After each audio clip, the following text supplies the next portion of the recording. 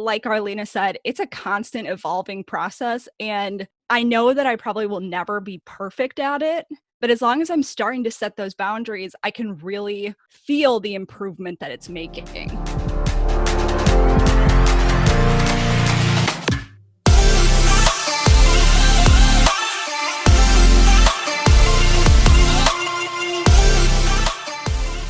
Hi, everyone, and welcome. We are here today with our very first actual episode, not including our intro episode where we kind of explained what all this was going to be about, but we're talking about real stuff in our business today. We are talking about boundaries. But before we do that, at the beginning of every episode, we are going to kind of chat and catch up because before doing all this podcast stuff, Arlena and I were friends and we talked about all this stuff. And now we're podcast. We can't really spend as much time catching up. So we're just going to do it recorded. And we mentioned it in yesterday's introduction episode, but we'll mention it again because we both love to get on tangents. And so these intro chats are probably going to feel a bit random, but we hope that it just helps keep things casual around here and helps you realize that we are your internet friends and we are excited to talk about random shit. My dog, for those of you who follow me on Instagram, you already can picture Tracer in your head, but he loves to wait until we hit the record button to come into my office and make some noise. And right when we hit record, before we started this intro, he came in with an octopus toy that I just bought for him yesterday. And I started to tell Mariah about the backstory. And I was like, I guess we should save this for the intro, shouldn't we? And so I thought I would spend a minute talking about this octopus that I bought at Petco yesterday, not a sponsor. I was inspired by a TikTok I saw recently of a golden retriever who was carrying an octopus toy, and Tracer has a monkey toy that he absolutely loves, and it has like these long, weird limbs. And so I thought, oh my gosh, he is going to love an octopus. So I was running some errands yesterday and I went by the pet store and I was like, I've got to stop and see if they have an octopus. And they did. And in the brand of toys that actually lasts for him, because that is a problem. He is a Labrador, for those of you who have not seen him yet. And so he loves to chew on his toys and rip them apart. And so having like a good sturdy toy is great. And so this octopus at the bottom, the tentacles can be pulled like back and forth. So he keeps like yanking on the tentacles. And then there's just like 1 inch of a tentacle on the other side. And then all of it's hanging out on the other side. And he just looks so goofy carrying it around in his mouth. But he brought it in as soon as we hit record, because what better to bring to your mother than a squeaky toy when she is recording a podcast? Yeah, every time we start recording, I hear the little tippy taps behind you of his nails on the hardwood floor. And it's so cute. I mean, I love to see him. So I'm okay with it, but he likes to make noise. So we're trying to avoid the background noise, but what can you do? Maybe you'll hear him eventually. Yeah, maybe we'll start leaving him in if that's something you guys want to hear, or his tail just whacking very aggressively on my office chair or my desk. I feel like I've never actually heard him bark though. Does he like bark a lot? Because that's a good point. He really only barks when provoked, and by provoked I mean like somebody rings the doorbell or he hears like a car door close in the driveway. But yeah, other than that, he really doesn't bark. Yeah, I mean, when we were first recording like months ago and I was still at my parents' house, we have a dog. Her name is Maisie. She's very cute and I miss her very much now that I'm living on my own, or well, with my boyfriend, but away from her. And she is a serious barker, and we're 1 floor apart, but you could still hear her just like going at it, because every time there was a FedEx man, like any sort of package delivery person, whether it's like 6 houses down or like right in front of our house, she barks the same amount of energy. So she's loud and annoying, but I don't have a dog currently here at my house, so you won't have to worry about that too much, at least not yet. I told John that I want a dog by fall. Like, no question, like it has to be by fall. If we don't have a dog by fall, and I'm just going to go to the Humane Society and pick one out and surprise him. And he was like, okay, I feel like that sounds fair. We'd love to see it. Oh my gosh, I can't wait. I know. I can't wait for Imperfect Company Podcast to add a new furry member to our team. Mm-hmm. I know. I'm so excited. I feel like lonely here without a dog. And that's all I want, is just like a pup to hang around. We could talk about dogs for literally forever. Both of us, we always send each other TikToks back and forth of dogs. It's literally probably the only reason both of us are on there. But enough about that. My excitement for this week is that I went and got my hair cut yesterday for the first time in, I don't even know how long. It's been a long time. My hair was so long and like all I needed was a haircut. Like I was like desperate for one. It's like summer and hot now. I was like I hate having super long hair. And so I was finally like, oh, I'm going to get my hair cut. It was so nice. Like I have another small business friend who I literally met like through Instagram and through the wedding industry who does hair. And she's very sweet. Her name is Shauna. She owns Hair by Shauna Heiler. And that's in the Milwaukee area if you happen to be from here. But she does fantastic work. She made me feel like a totally different person. So I love it. But I'm feeling like awesome today. And I'm like, I recurled my hair this morning. Like maybe I'll do something special today. And that something special is going to be going to the grocery store, I think. It's called self-care. And sometimes you just have to get ready to go to the grocery store. I know mine recently is you inspired me to do my nails. So I did my nails for the wedding and I did the like dip powder for the first time. And so I decided I would get them redone and do it again just to see, because I never keep my nails painted because they just chip and it's too much upkeep and I'm so lazy, and I'm not really big into fake nails personally because I do a lot of things with my hands. And so I had pretty substantial conversations between Mariah and I about like the glue-on nails that you can just get from Walmart or wherever. You guys should see our text messages. They're like, they range from like the most serious of business topics all the way down to like, yeah, like, oh my God, I got these fake nails and I love them. Like you should try them or whatever. It's really an interesting dynamic in our text messages. It is. It is. We should start putting screenshots on our Instagram story of like the highlights where we go from one topic to like a complete 180 to another one. That's going to be really telling of our relationship and how this podcast is going to go. Anyway, I figured out that I just feel like I have my life together when I have my nails done. So I decided to go bold and paint them.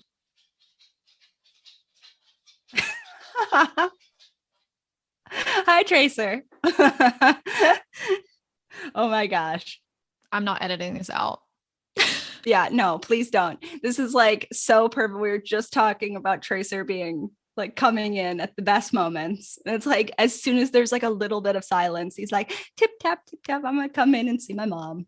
I think what I was saying was that I just feel like I have my life together when I have my nails done. So I normally am like a neutral girl with my nails, and I decided to do a like brighter, more dramatic pink, like a pink red type situation. And I just wake up in the morning and feel like I know what I'm doing, even though I have no idea what I'm doing most days. So yeah, if you happen to be listening to this podcast and you're thinking, why do I wake up in the morning and feel like I don't have my life together?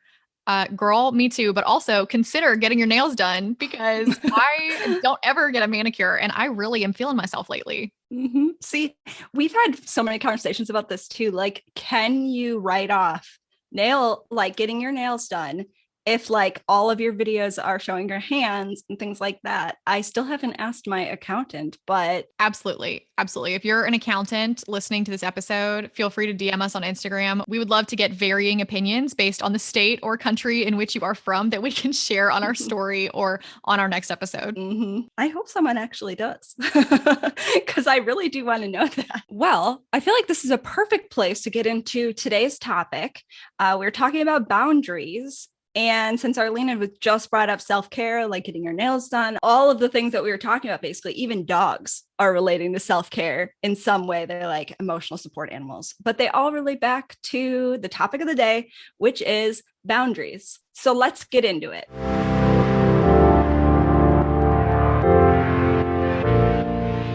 Something that we both have struggled with, and I know we talk about this all the time, and I am so excited that we're doing an episode about this, is how hard it can be to set boundaries when you're a business owner. And honestly, just in general, boundaries can be really hard for some people, and we are some of those people. And so in this episode, that's what we're going to be focusing on.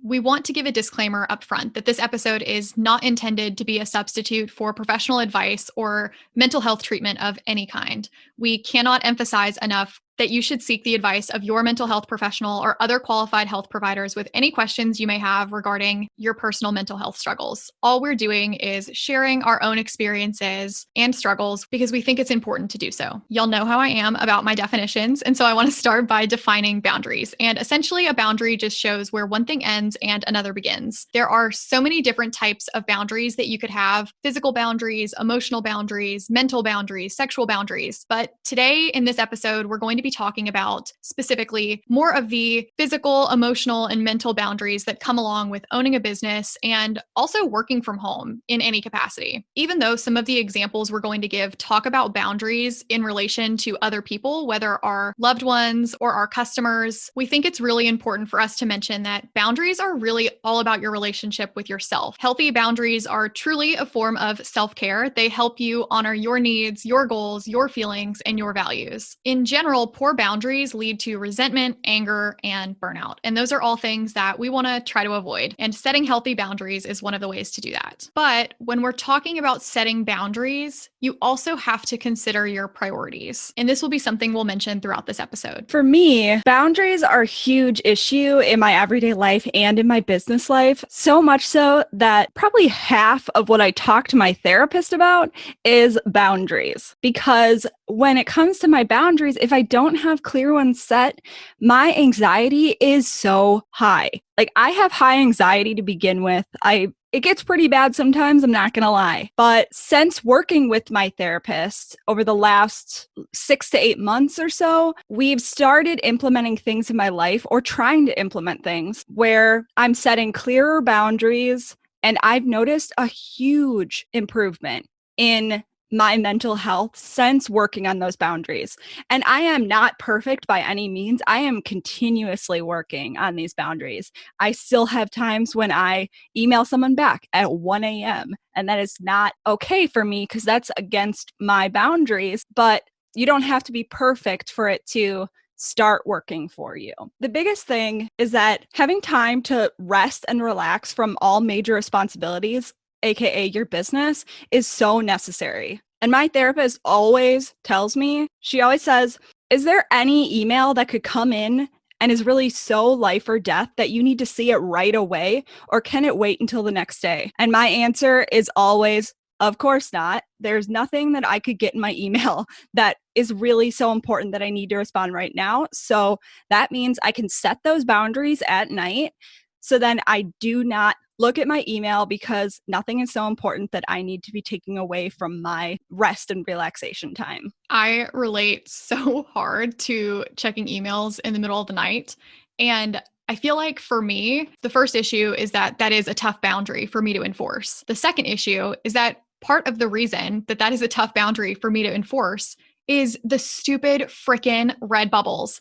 The notifications on my iPhone. I mean, I cannot just let them be. One of the biggest tips that helped me, that is also arguably one of the most simple, was turning off my notifications on my iPhone for certain emails after business hours. Because I have that problem where when I see the red dot, I want to check the notification because I want the red dot to go away. And the other part of that for me was having to decide how I want to consume new information. And I don't necessarily want to be consuming new information when I'm laying in bed at 11 p.m. So I had to make these decisions to help me enforce that. And I will say that I feel like I still really struggle with this, but it has helped so much because it's a way that I can hold myself accountable. As long as I've turned off the notifications, they're not going to magically show up again, right? So unless I go in and I actually refresh the email page, they're not going to pop up.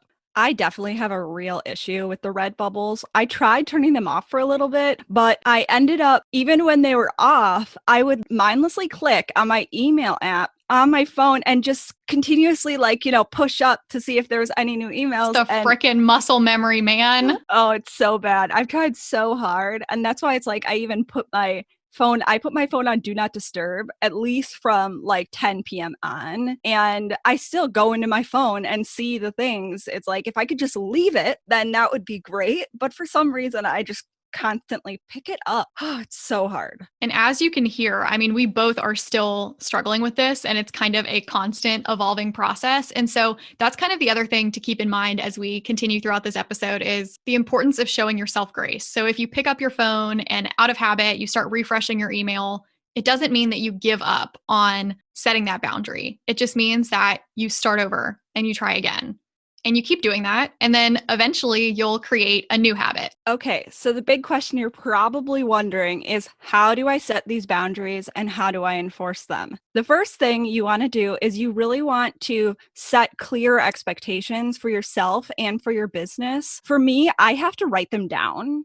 Otherwise, I forget them or I just don't enforce them. And my therapist obviously keeps me in check because she'll ask me like, how are you doing this week with your boundaries? And like, I try to write things down so that I remember because my memory is not so good, to be honest. But setting those clear expectations is so important. And it can be whatever you feel like you need in order to maintain your mental and physical and emotional health. One of those examples is business hours. Now, I am definitely guilty of not setting clear business hours from the very beginning. Now I try really, really hard to set the business hours. I think my business hours are like 9 to 5, like a normal job. Even though I'm working past then sometimes, that's when the bulk of client communication should happen. Even though, I mean, we all kind of, we'll send an email late at night or, I'll send an email while I'm sitting with John, my boyfriend. He always makes fun of me because he's like, oh, an email, it must be really important. And I'm like, it's not, but I just wanted to send this email real quick. And he's like, okay, put it down. He helps me with that. I try my best to stick within those business hours. I put them in my like client welcome packet. And I have gotten so much better since even the beginning of the year at trying to work within those business hours and trying to respond to people only during those business hours. Like Arlena said, it's a constant evolving process. And I know that I probably will never be perfect at it. But as long as I'm starting to set those boundaries, I can really feel the improvement that it's making. And so, like I said before, the reason why I put my business hours directly in my client welcome packet, it's on like the second or third page, so it's definitely visible for them, is because I want to create realistic expectations with my clients right away off the bat. Because if I am, for example, emailing them back at 11 o'clock at night, then they think that that's a normal thing for me to do and might get upset if I don't respond in a day or so. Like, it can really mess with the client experience. And the client experience is something that I've been really working at and trying to be consistent with, not only for my mental health, but also for my clients. So then they know what they can expect from me from the very beginning. I'm going to get vulnerable for a minute and talk about the scarcity mindset as an entrepreneur and something that I think I struggled with, especially in the beginning of my business. And I want to talk about it just briefly because I think that a lot of new entrepreneurs that I've talked to have had very similar experiences and feelings. And so this is one of the things that I feel like I've set boundaries with that I have completely overcome for the most part. When I was thinking of boundary examples for this episode, this was one of the boundaries that I felt like I really have done a great job at overcoming. So hopefully this will help some of you. With a scarcity mindset, you kind of just believe that everything is limited, like time, money, and resources. So you worry a lot about the future because you carry a belief that you won't have enough. So you focus on like what could go wrong. And a lot of your decisions are kind of rooted and based in fear of some nature. Now, obviously that sounds kind of general. The point is that when you have that type of mindset,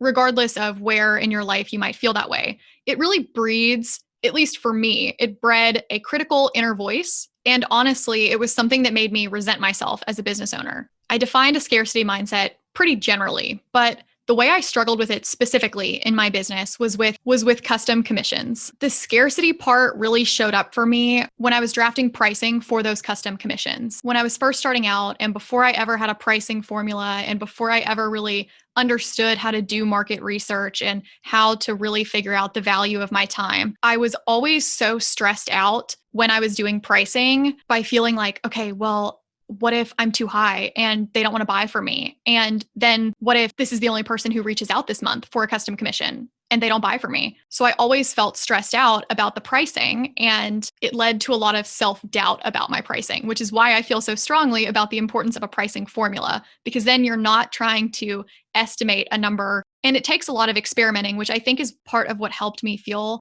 more confident about this as I moved forward. And I'm so thankful because I truly have had the best customers and the best clients, and I've worked with some amazing companies. But the scarcity mindset with my pricing led me to resent myself because I would end up putting so much into a project, into a custom piece of work, and I knew I was undervaluing my time. And again, I think the pricing struggle is something that is very normal. It's super normal to feel stressed out about your pricing, to feel like you need to experiment, and for it to be a source of frustration. And sometimes you might even feel like a failure, whether you pitch something and the client decides not to work with you. I mean, I think it really does take time and confidence to get used to either you saying no or your client saying no. But the best reminder that I can give you all is that failure isn't in the way, right? Failure is how you learn. And I guess the opposite of a scarcity mindset would be the abundance mindset. And I'm not going to go too deep into that because while I think it's really important, I don't think that for me, the situation was black and white. I think it came with,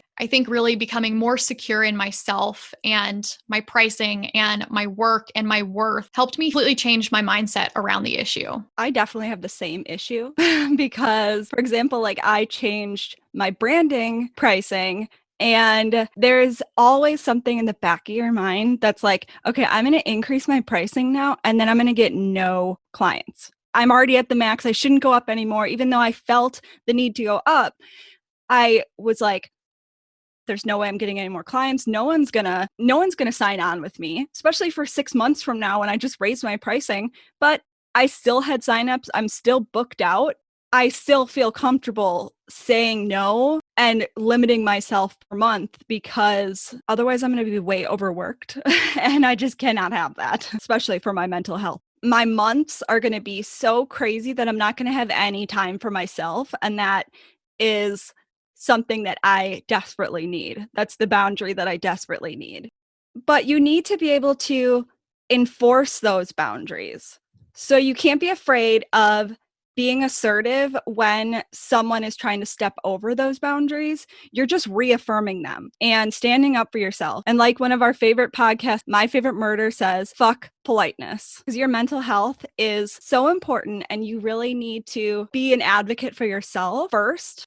Other than struggling with setting boundaries around email, I think both of us struggled just as much with setting boundaries on social media. And I feel like there are so many blurred lines because as millennials, sometimes we tend to like aimlessly just scroll on our social media. Maybe we're scrolling through TikTok videos or Instagram reels, whatever it is, even if there's like no point, right? We're just filling our time. We're like distracting our brain. Personally, for me, it gets difficult to remind myself that there is a fine line between scrolling through Instagram and working on Instagram for my business. The reason why that I think there's such a fine line is because I love getting on Instagram at the end of the day and scrolling through posts and interacting with my friends and responding to comments and seeing everybody's stories for the day.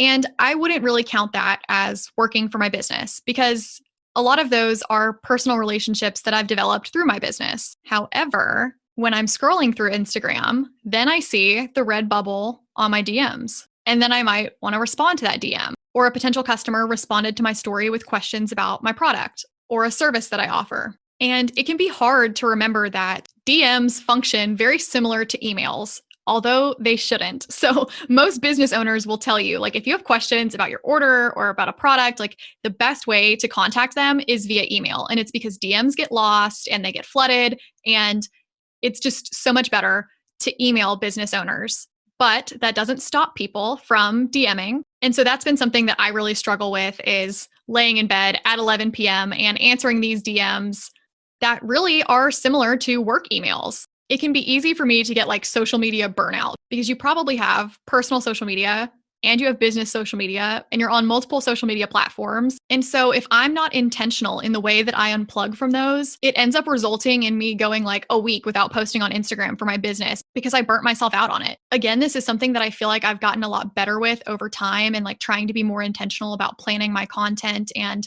planning what I want to post. But what about you, Mariah? I mean, how do you feel about social media? And I mean, do you unplug? Do you set boundaries? Kind of like, what do you do in your business?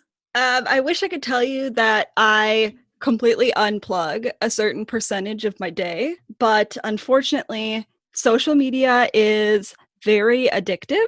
It is so interesting to watch. Like, I am in love with TikTok. Like, I watch so many dog videos and funny videos, and even some of them are like sweet and happy and make me cry or whatever. But you can get through, like, you'll just be scrolling and then lose a couple hours. And that is just insane to me. My therapist that I talked about at the beginning, she actually recommended that I watch The Social Dilemma on Netflix, which is basically all about the creators behind your favorite social media sites and basically telling you why they are basically evil. And they have all this AI that works behind to know exactly what you want to see, and makes it so then it is completely addictive. And with that, it was an eye opener for me. I knew for the most part that social media was addictive. I was addicted to it. I was constantly on it. But I find myself putting my phone down a lot more and not mindlessly scrolling and being really intentional about what I do interact with. But yeah, I definitely have been trying more to put my phone down, leave it there, especially when I'm with friends or, well, really only John because of COVID. I can't really see all my friends. But when I'm with John, I do try to put my phone down and leave it for a while, even though every once in a while I'll pick it up and mindlessly scroll and not even realize it, which is silly. But it's just that part of that addiction to social media that it's just like your muscle movements, you're just so used to doing it that when you try to avoid it for a little bit, you go back into that same routine. I've been trying to avoid it. It's really difficult, and we know that it's super hard to do that, but it's also very important to try to set that boundary. And if social media is one of those things that you have an issue with and you spend way too much time and you've noticed that, then just add little changes to your day and really work on building up your almost your tolerance to not being on social media. It's funny that you bring up The Social Dilemma on Netflix because I've mentioned it in previous episodes that I majored in marketing in college. And when I got my MBA, I concentrated my studies in marketing. And so a lot of the like science behind The Social Dilemma and ads and website cookies and how ads are targeted were things that I already knew. But The Social Dilemma did such an amazing job at making it so much more human and relatable for people who don't have that type of knowledge. I think we could talk about The Social Dilemma and the science behind it and go even more into depth with our personal struggles with social media and talk about all of it for another hour, probably. So what do y'all think? Do you think that we should do an entire episode on social media boundaries and talking a little bit more about specifics that The Social Dilemma brings up? Because I think I can speak for both of us when I say that that would be something we would love to talk about. So email us, comment on social media, and let us know if that's something that you would want to hear more about. At least right now, while we're recording this, there's a lot of people working from home and people who own their own business. It's really hard, and we admit that, to set those boundaries when you are constantly at home and you don't really get a change of pace at all. I have a hard time with that because everything that I need is right in one space. And so my office, for example, is right there. I can just go and start working whenever I need to because it's right there. And there isn't that much boundary between my workspace and my personal space. And that can be a real issue and something that you have to combat when you own a business or when you are just working from home. For example, my boundaries right now, this is being recorded before John and I move in together, my boundaries are a little bit different than how they're going to be with John because I'm by myself. So I don't have to have such hard boundaries when it comes to what times a day I am working and what times a day I am unplugging and spending time by myself. What's the same is that the time that I might be spending with John when we move in together right now, I should be working on those boundaries because I need to spend time with myself too.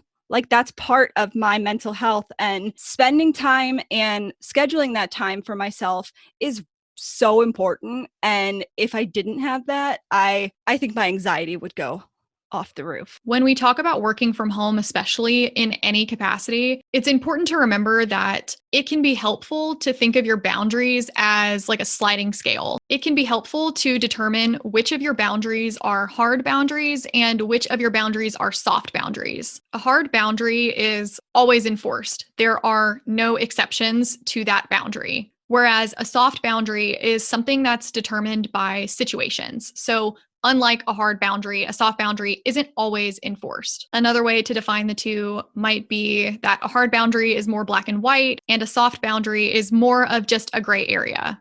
One of the best examples I've ever read online of hard versus soft boundaries has nothing to do with working from home, but I think that it can serve as a really good comparison tool as you start to think about your own boundaries. This example is from a blog post from kcresolve.com. I always want to credit the author, and this was written by Daria Wixon, who is a counseling intern. And as I was Googling for this episode, I stumbled upon this webpage and I thought it was absolutely perfect. In this example, a hard boundary would be to not drink and drive. No matter the circumstances, you don't cross the boundary of driving under the influence because it risks your safety as well as the safety of others, and it's also illegal. And going along with a similar example, a soft boundary could be that you don't normally allow anybody to drive your vehicle. However, in the event of you being intoxicated, you would allow your sober friend to drive the car for you.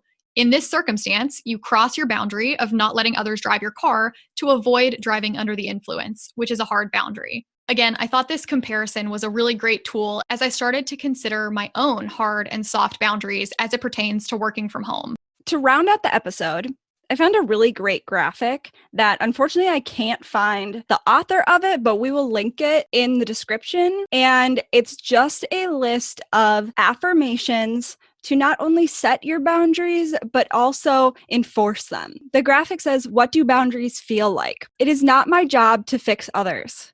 It is okay if others get angry. It is okay to say no. It is not my job to take responsibility for others. I do not have to anticipate the needs of others. It is my job to make me happy. Nobody has to agree with me. I have a right to my own feelings. I am enough." And I think that really encapsulates what we wanted to come across in this episode. And we hope that you got something from it. I think after recording this episode, we both have some boundaries that we need to reassess ourselves and really work on enforcing in our own lives. And we're going to go do that. So we hope you have a great weekend, and we will see you next week. Bye, y'all. Bye. Thank you so much for joining us for this episode of the Imperfect Company podcast. Be sure to follow us on Instagram at Imperfect Company or like us on Facebook at Imperfect Company Podcast. If you want to follow Mariah, she is at MJ Creative Co. and I am at Bossy Brushstrokes. If you enjoyed today's episode, don't forget to please rate, review, and subscribe wherever you listen to podcasts. You can visit our website, imperfectcompanypodcast.com/episode 2 to have a direct link to take you to this week's show notes. Our theme song is Clocks by Brasco. And as a reminder, we will be back next Thursday with a brand new episode.